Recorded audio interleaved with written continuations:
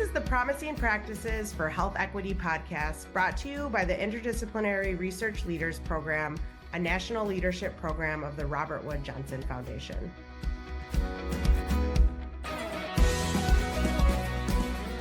Hello, and welcome back to Promising Practices for Health Equity, the podcast created by the Interdisciplinary Research Leaders Program, affectionately known as IRL. I am your host, Krystal Lee, and my co-host is the inimitable J. Robin Moon, Associate Director of Research, Evaluation, and Dissemination for IRL. Hey, Robin. Hi, partner. Well, Robin, as you know, this season of Promising Practices, we are exploring the experiences, stories, and the lessons learned by our fellows, alumni, and their partners. Today, we are so pleased to have Dr. Briana Woods-Jaeger from Cohort 2, Team Kansas City, and her current collaborators, Don Townsend and Derrick Townsend. Hello, friends. Thank you so much for joining us. Thank you. Hi. Thanks for having us. We're so glad to have you here with us today.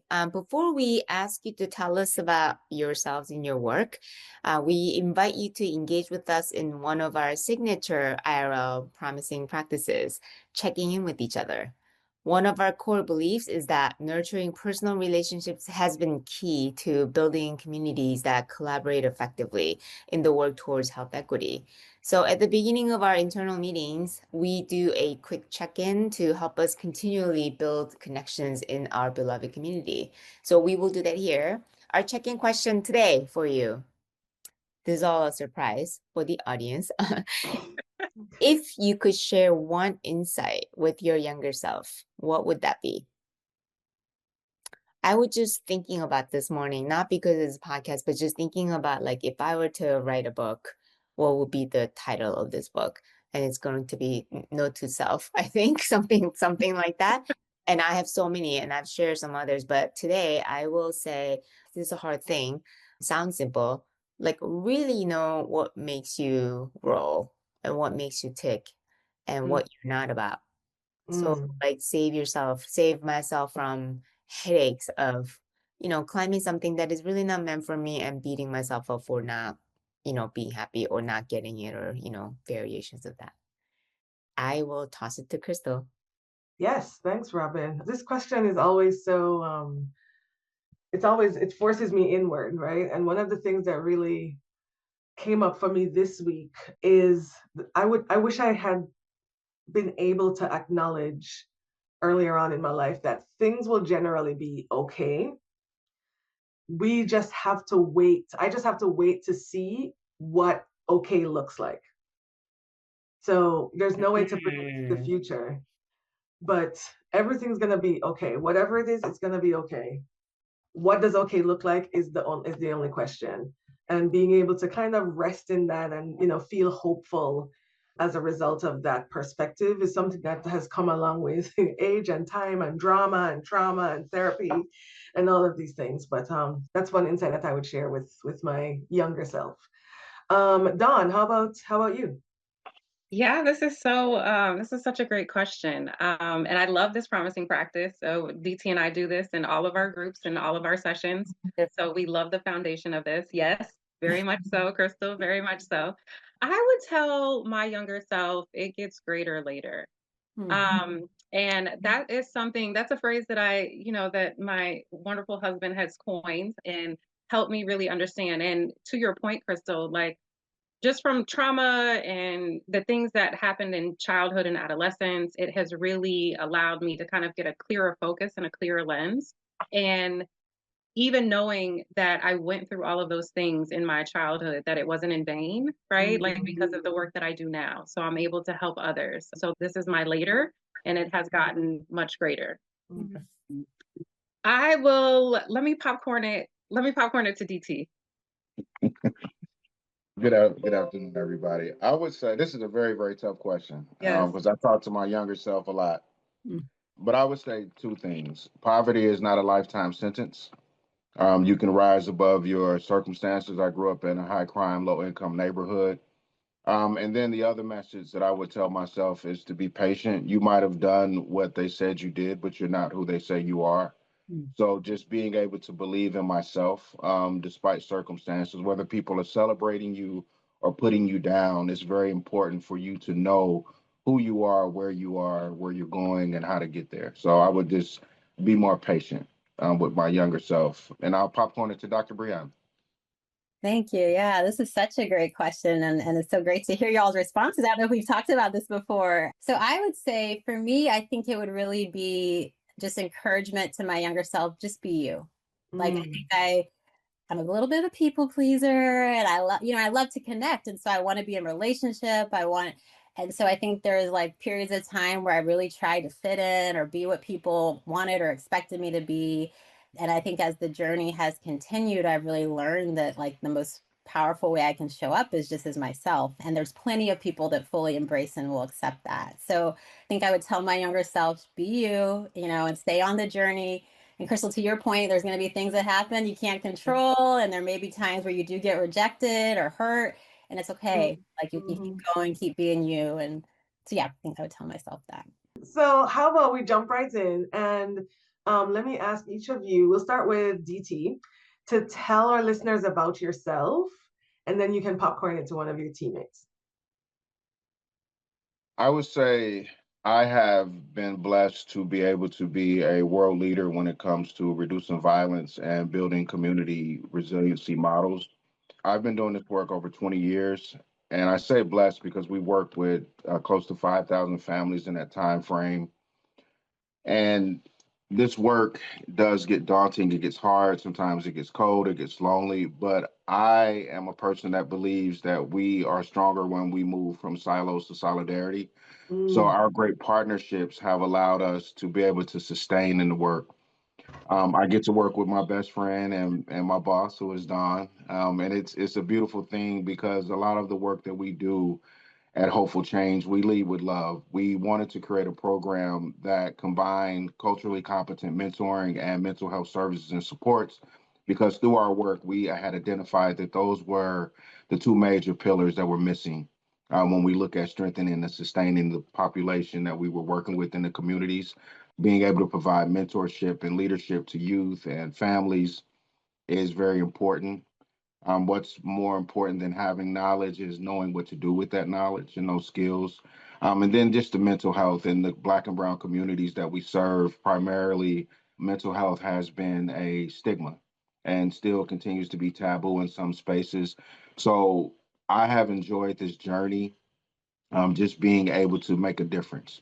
When I look at the work that we do, we often get to see the fruits of our labor, but we also are hit with the harsh reality of why we do what we do.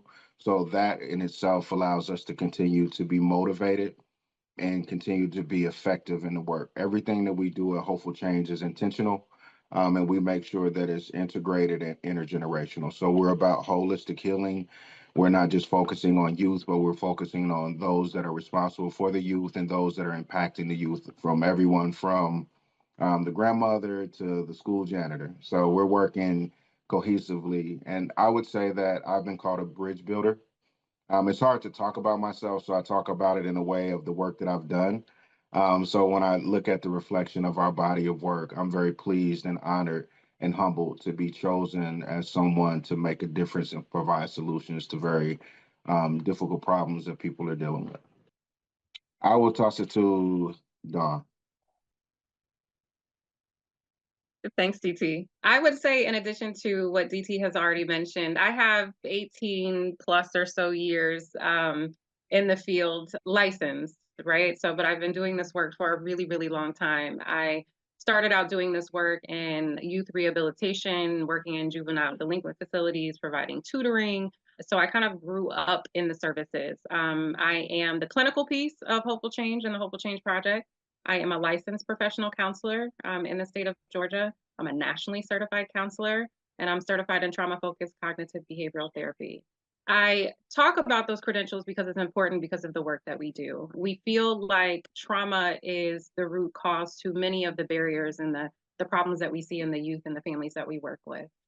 Something that I have been really wholeheartedly focused on, and something that is very important to us at Hopeful Change, is combating and dealing with the systems, right?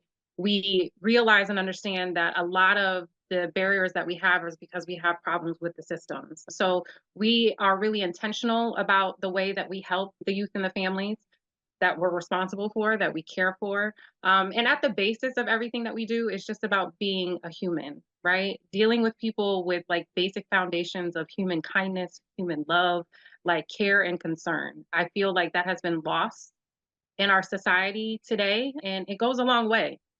A lot of times people feel like you have to do a lot of things with the families and with the youth, and really it's just about building that rapport and building those relationships. So, and we couldn't do the work that we do at the capacity that we do it without Dr. Briana. So I am popcorning it to Dr. Briana. Hi, everyone. I'm Briana, and I'm a mother, I'm a widow, I'm a daughter, I'm a sister, I'm a psychologist and a writer, and I'm a researcher really committed to community building and health equity.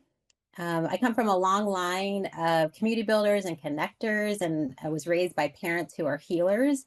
And I've been really blessed to be able to pursue my own calling around healing and community building through partnership and partnership with the great folks here, Don and DT, partnership with other communities, with young people, with families, and really focusing on how we can come together to really address trauma and chronic stress in our communities, really centering relationships, centering creativity, centering love, like Don mentioned, really love and care. And so that work and that ability to really use these different practices as a tool for healing and transformation has been an honor. And I bring all of that, all of myself and the work and experiences that I've had into my different roles, including my role as an associate professor and a vice chair in the Department of Behavioral, Social, and Health Education Sciences at Emory, and also in my role in my work as a clinical psychologist and how I practice. And so just really fortunate to be on this journey and to have such great partners with me as well. Thank you so much, all. This question is for Don. Tell us about the community where your work is, where your collaboration is based on. So we do community work all around Georgia, really. Our focus with Dr. Briana is heavily focused on at Emory.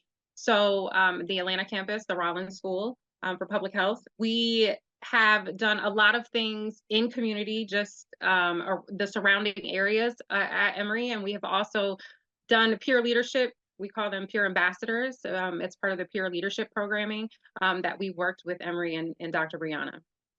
Awesome, thank you. Briana, let's talk a little bit about your IRL experience. The title of your IRL project was Promoting Resilience Among Youth Exposed to Violence. Tell us briefly about your experience with IRL and the promising practice or practices that emerged from your team project. Yeah, so my experience with IRL actually has been quite a long experience. So I was, as you mentioned, part of Cohort 2. And so one of the early cohorts, a very dynamic cohort, which I would say has influenced the program quite a bit. And I had a great experience with my team and the project that we worked on. But I also want to mention my continued work with the EDI task force, because that's really been, I would say, for me, the most transformative experience that I've had with IRL is really being a part of that group. And I think just the way that group works and functions has been so inspiring to me and also really validating for the way I want to show up in health equity work. And so it's very relationship centered, this dedicated, passionate group, a really diverse group, this collective of folks from all over who have different experiences working together, really united by this commitment to equity and to the power of community and the potential of IRL to really be this transformative program and sort of seed that can continue to grow. And so being a part of that for the duration was really powerful. And then my specific project, I think what really has come from that project has been, we basically laid a foundation during the journey we had with IRL that's continued. So as you mentioned, our project was focused on promoting resilience among Black youth who are disproportionately exposed to community violence in Kansas City. And unfortunately, that's the same here in Atlanta. But what we did was really engaging youth as partners and helping us identify. We did a community-wide survey, we did focus groups, and really wanted to understand what should we focus on. There's so much to think about when we think about community violence, we think about prevention, resilience. And what we heard really clearly, the two huge priorities. So one was really around mental health resources and supports. and Don and DT definitely experts in that. And then the other was really around this intersection between community violence and racism. And youth were asking us to really look at that, like, let's better understand it, let's address it, and let's do it together. And so that really informed our journey, really set a roadmap for us and the work that we've continued both in Kansas City and now what we're doing here in Atlanta. And I was just so fortunate. I came to Atlanta, didn't know anybody, had this work that I was still doing in Kansas City, and then met Don and DT as part of this collective around really addressing gun violence. And just that relationship piece was like there from the start, and just feeling so aligned and so much synergy with the work that they've been doing for years and are so expert and so deep in the community. You know, me as a newbie coming here, but bringing this kind of experience that I had and just finding those connections and ways to work together has been just so powerful. And what's been neat too to see like these different communities connect right around these shared vision of really healing and hope and opportunity for young people who have been exposed to violence and have so much more to do and live in their life, right? So my RL experience was great, and I think it's just been a seed for so many other great things to come. Thank you. Briana, I'm going to continue with you. Follow-up question for that. So there are 300 plus fellows and alums from IRL over the 7, cohorts. Some, I think good number of the teams continue working together. Some work with new partners like you are. Some do not for, a number of reasons. And this is really something that we want to highlight that, a fellow alum has gone on to it's like a different location with different set of partners, and you are continuing the work. We're very curious to hear about like what like lessons you have learned from IRL that you have taken forward to work with Don and DT, and maybe if you can think about like a key ingredient or maybe two that you carried forward Sure. as non-negotiable for this to, for you to have found these people. Yeah, I mean, I think so. Two things come to mind. So one, kind of to your question around like continuing the work and expanding partnerships. So I would really say it was an expansion. So I still work with my partners in Kansas City, and we're continuing that work.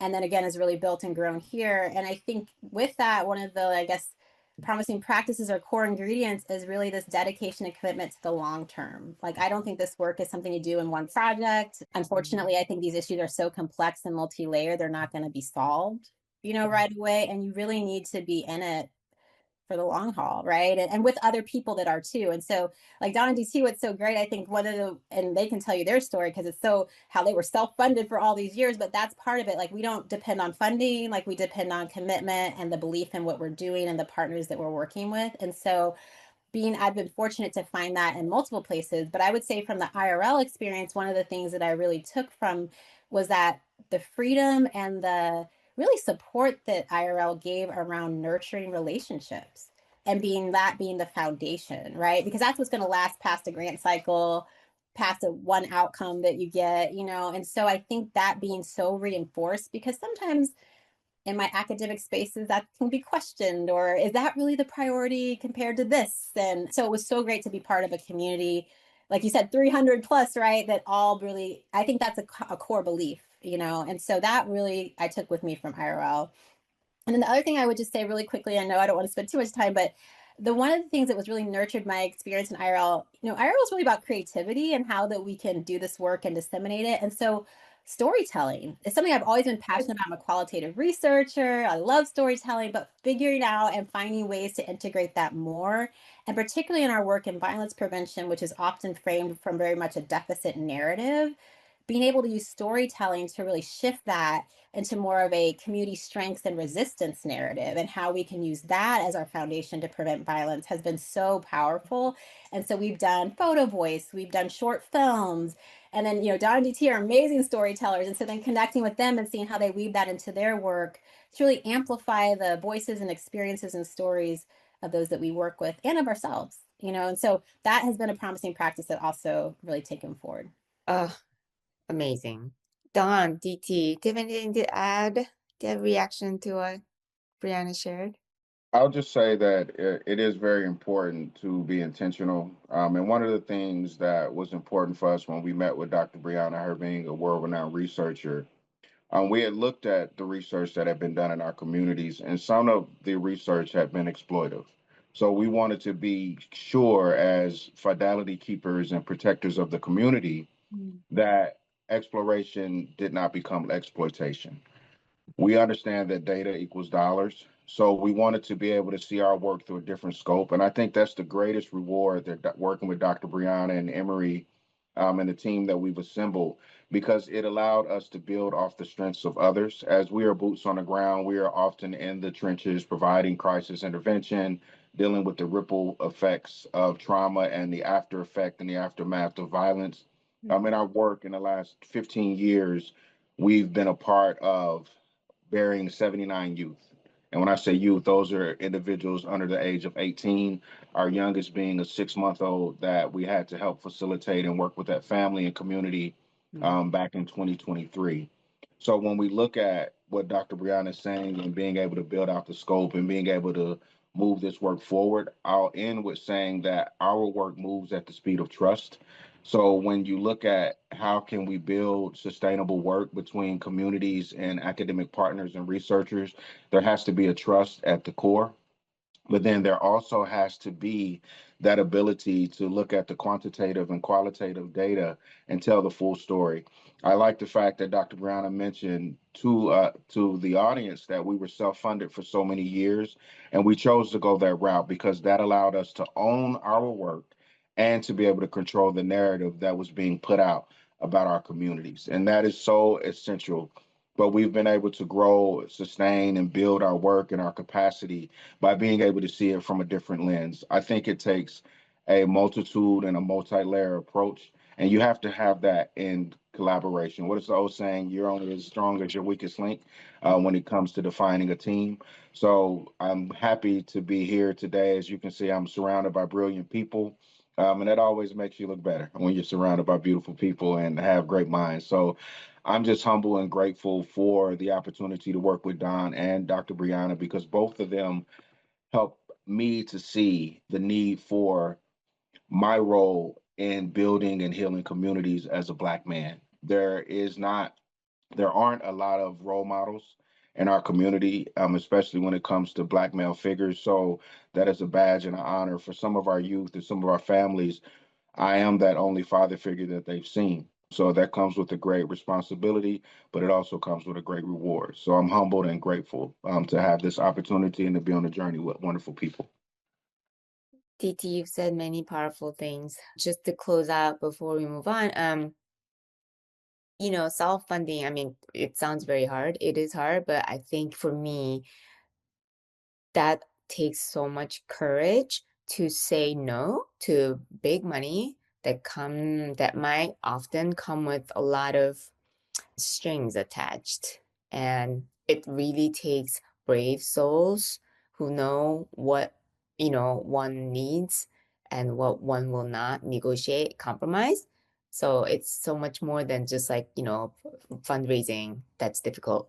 So I hear you, and this is very impressive. Thank you. Thank you, Robin. I also just want to take a second before we move on to the next question to just uplift a few things that you all have said since we've been together. I've been taking notes. One of the things that DT said very early on is about the importance in this work of moving from silos to solidarity. We need some merch. We need that on a t-shirt somewhere. So that's your next idea, maybe, I don't know. And then also, I think, Briana, I think you were the one who mentioned creating and cultivating a shared vision of healing and hope. We have seen, the importance of creating a shared vision for folks to move towards. And I think I would identify that as a promising practice that I try to develop in my own life, personally, in my family, and in the work that I do. Is, it's so easy to talk about and highlight the things that are wrong and the things that we want to change. But I think we do need to spend more time, and I need to spend more time personally, creating the future that I want to exist. And I think that was so powerful for you to bring up. From a research perspective, DT, you mentioned the importance of making sure that exploration does not become exploitation. I think that's a very important point for the context of researchers working together with communities, which obviously IRL thinks is an important approach and a good approach, but we do need to be mindful, consistently and continuously mindful of that. And then you also talked about the importance of relationships, connection, community, building bridges, and importantly, moving at the speed of trust. I think those are all really powerful messages that you shared today, and I'm very grateful that you've brought that to us today. So the next question is to talk about change. So one of the core beliefs of our podcast team is summed up in the words of Octavia Butler when she says, "All that you touch, you change, and all that you change changes you."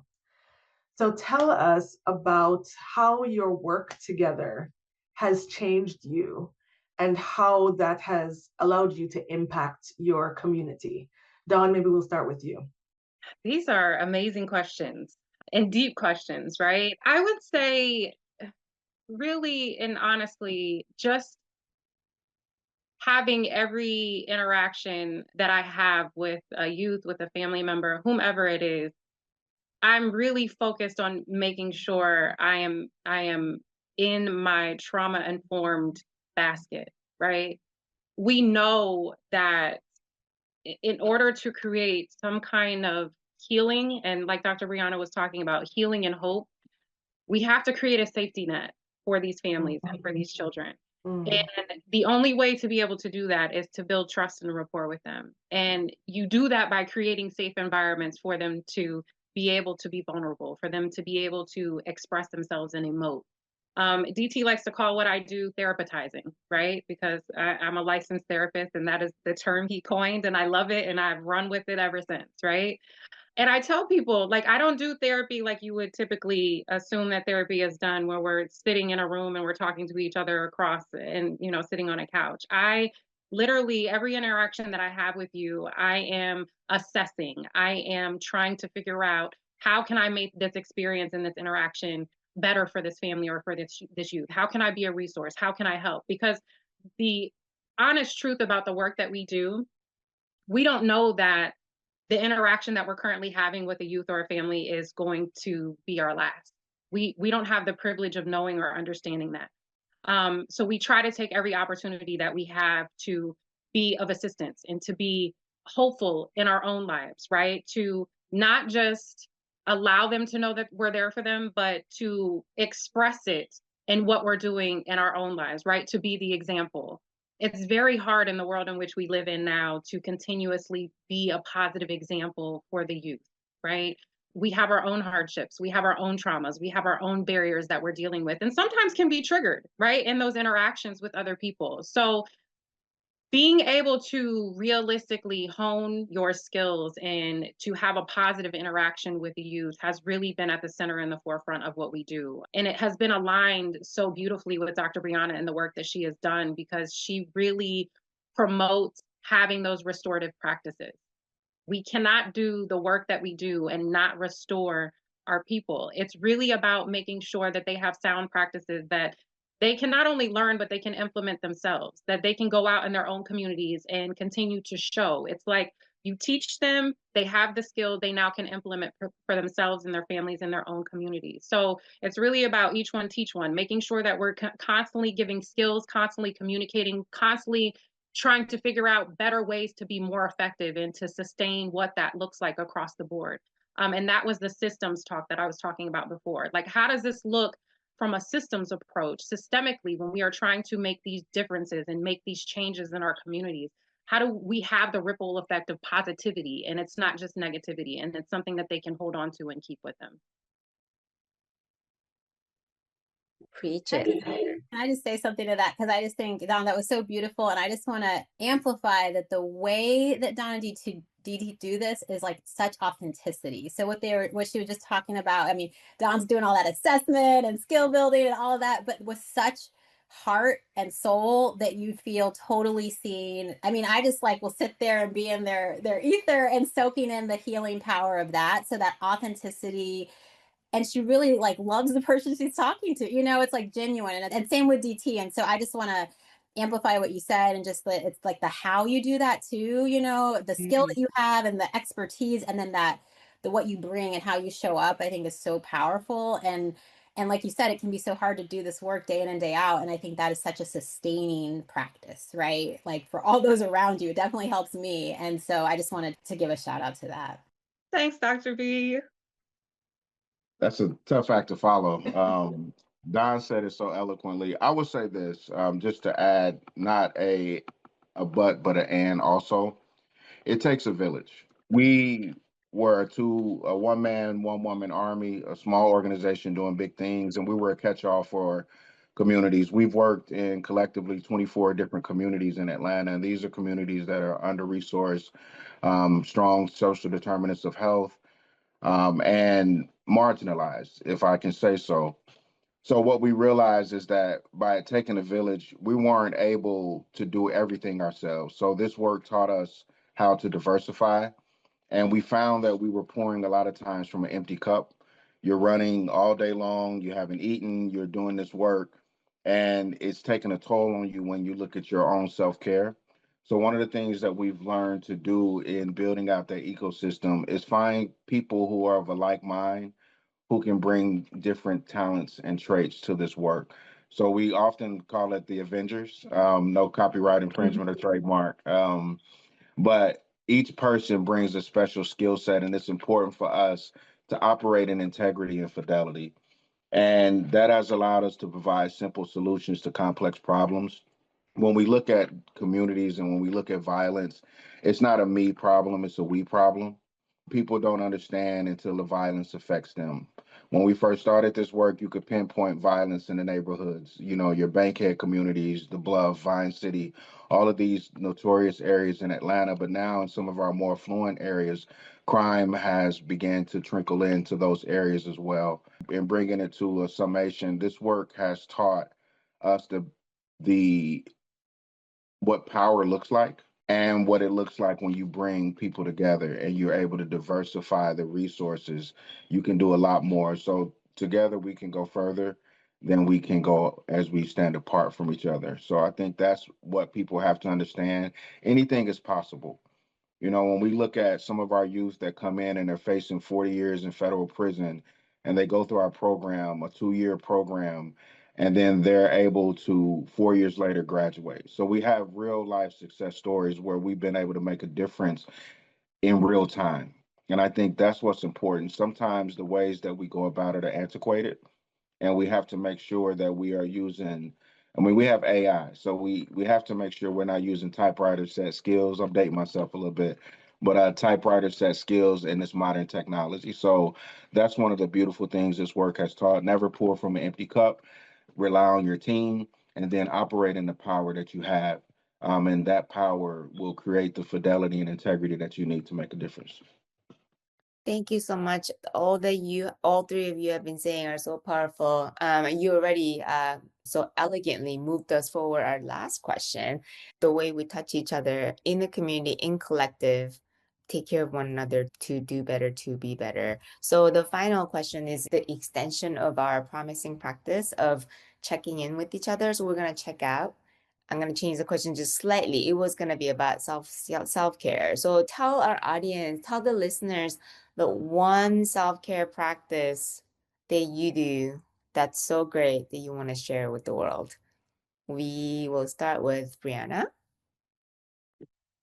So I'm not sure this is like a so great generalized self-care practice, but it's one that I've been really leaning into, a self-collective care practice, I would say.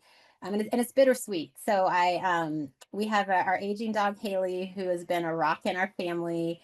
She's been with me for my husband's cancer journey and when he passed away. And it's just this like tremendous source of support. And as she ages, you know, there's a lot of grief and anticipatory grief with that. But one of the things that my daughters and I have been doing lately is just really leaning into all the time we have with her right now and slowing down to just be with her. We like lay in the grass outside together.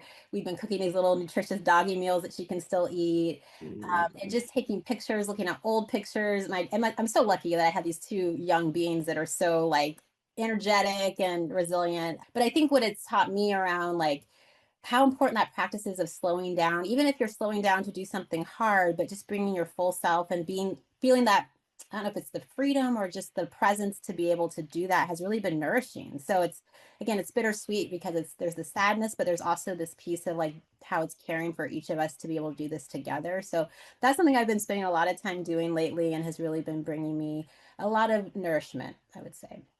So I'll pass it to Dawn.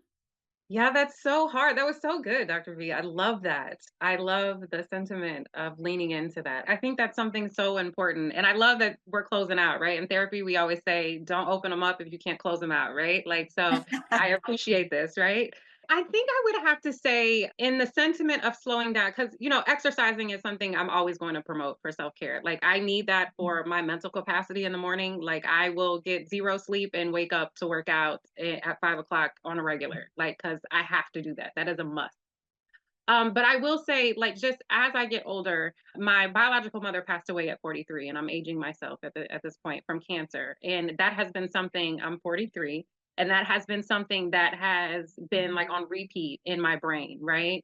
So I've been heavily invested in making sure that I slow down, like Dr. Briana was saying, because it does no good for yourself if you are the hero to the world, or you wear your cape out in the world and you have nothing that is fulfilling you and replenishing you at home. I have the amazing blessing of the gift from God that He gave me, my husband and the husband that I have, and the children that I have. If it were not for them, my cup would not be restored on a day-to-day basis. Like, I have to have my family time. Like, I have to have that connection and that basis with my husband and with my children daily. Otherwise, like, I'm no good to anybody else. Like, it's a wrap.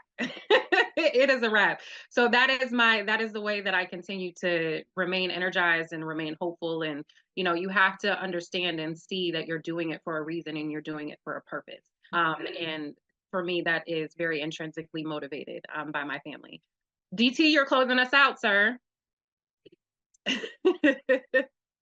I will be brief. I retired my pastor, so I'll make sure we close out in a timely fashion.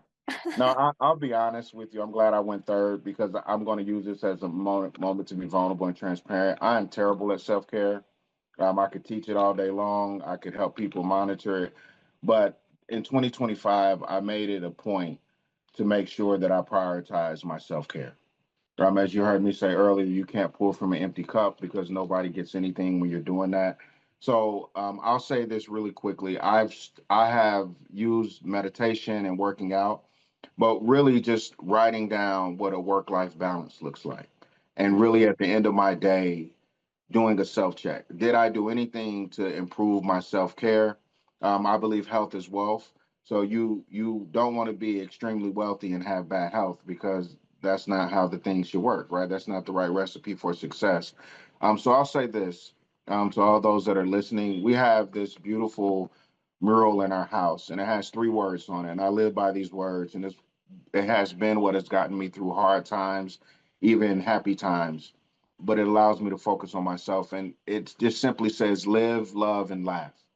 And I try to do those 3 things every single day.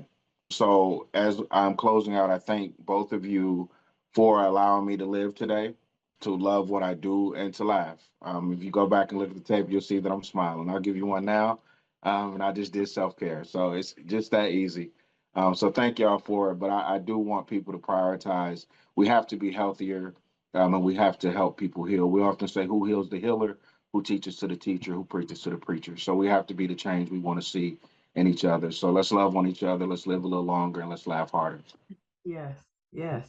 DT, Dawn, and Briana, thank you so much. Your self-care method, if you will, is not separable from collective care. You have shared with us your vulnerability and your groundedness and your groundedness in your community and love. That's really the answer. And you embody what you are talking about. I can feel it through the Zoom window. And that is one of many promising practices I think you are demonstrating today. So we are so grateful for your time and your sharing of your hearts with us today. Really deeply appreciate it. Yes, thank you. Thank you, Thank you. Briana, Dawn, and DT. Thank you so much for sharing with us and for making this such a phenomenal final episode of season 2 of Promising Practices for Health Equity. Thank you for being with us and for sharing. And thank you to all our listeners. Listeners, we would love to hear from you. What promising practices are you using in your work to achieve health equity? You can find us on the Interdisciplinary Research Leaders LinkedIn page, where you can share your thoughts, share your self-care plans, share the promising practices that you are using in your work. And don't forget to subscribe to the podcast, Promising Practices for Health Equity, so that you never miss an episode. Season 3 is coming right up.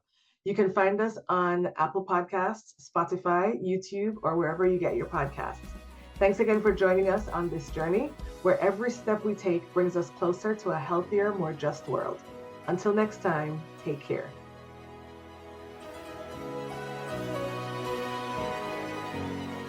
Promising Practices for Health Equity is produced by the Interdisciplinary Research Leaders Program, a national leadership program of the Robert Wood Johnson Foundation.